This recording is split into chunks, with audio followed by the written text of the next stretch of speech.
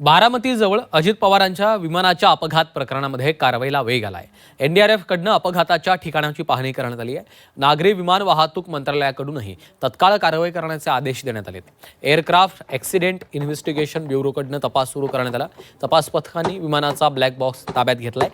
या ब्लॅक बॉक्सच्या तपासातनं अपघाताची कारणं स्पष्ट व्हायला मदत होणार आहे. विमान कोसळल्यानंतर स्फोट झाला होता त्याचं हे सीसीटीव्ही फुटेज एकीकडे आपण पाहतोय. दुसरीकडे आता एनडीआरएफकडनं ज्या ठिकाणी ही दुर्घटना घडलेली आहे तिथं घटनास्थळी जाऊन त्यांनी तपास सुरू केलेला आहे.